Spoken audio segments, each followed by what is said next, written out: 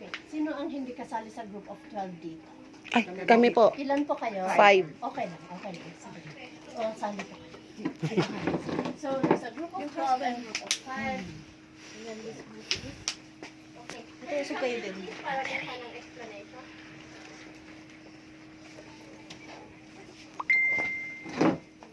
You can stand behind them. Find your windows para makita niyo po. Ilan po kayo sa grupo niya? 10. 10 ilan? 10. Dito bago si Pai. Okay na? Nandito ang 10. Forward pa po kayo para makita nila. Forward. Forward. You won't be seeing anything from there. Forward po ng konti. Okay na? We're still waiting.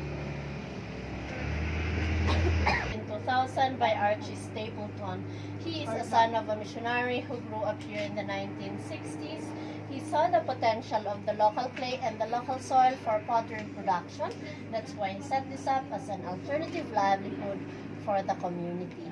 Tatlong klase ang pottery, merong earthenware, stoneware, and porcelain. Earthenware is slow-fired, that's the one they make in vegan. Stoneware and porcelain are high-fired. We specialize in stoneware. We fire at 2,350 degrees. Around Sagada, we get the clay tested at that temperature. If it's good, we get it in bulk, soak it in water. We sieve it 4 times until it goes through a very fine mesh.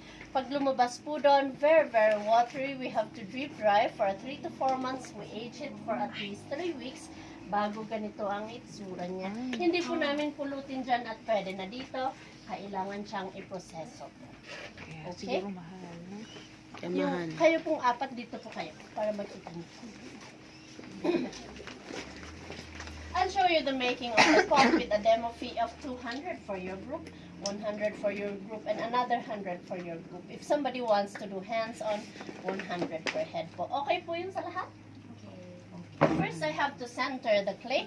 Isaksak mo na naipakais ng likod ng pusti sana. Pulaw ya?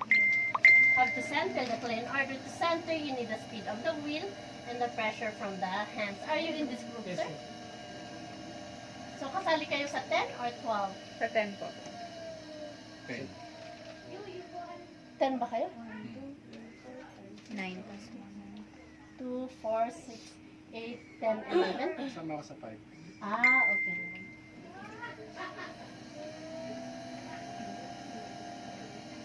Kamay ang napipit. Once na na-center po siya, lahat po nagsisimula ng cylinder. To make a cylinder, kailangan i-pull yung clay from the bottom to the top gradually po.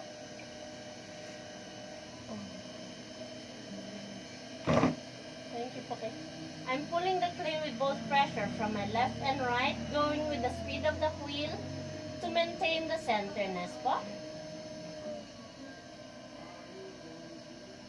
My hand should be the one controlling the clay, not the clay controlling my hands to keep the shape for it not to collapse. This is the very basic shape from here po. Pwedeng jar, bowl, or different shapes ang magagawa. Right now po, mas malakas ang pressure po sa loob na kamay. Pushing it out, supporting sa kanang kamay. Here in the middle, pressure from my right, pushing it inwards. Then, outwards again at the very, very top to make a flower vase. Galing.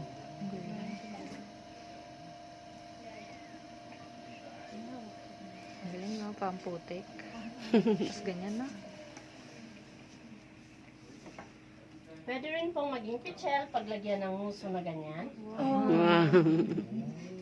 That's all I can do right now. I let it dry for 5 days. After 5 days, we put the handle, trim the bottom, then we dry it for 1 month, air dry only. Put it in the oven for 12 hours of firing, wait for 2 days of cooling down. We bring it out, then apply the glazes. After glaze application, we have to cook it again for 14 to 16 hours of glaze firing in order for the color to come out and for it to become shiny. Hindi po pintura na ipahid natin, makikita na kaagad ang kulay. Kailangan pong iluto. That's why they're very safe for food containers. They're microwavable and the color doesn't fade. Galing. Anyone for a hands-on? Sinong nanood ng Glorious? Ako. Dito po yung sinot, dito po yung sinot. talaga? Oo. Ay, Sino nga, pong iniisip ko mag-Glorious yun. ngayon? Ngayon? Hindi.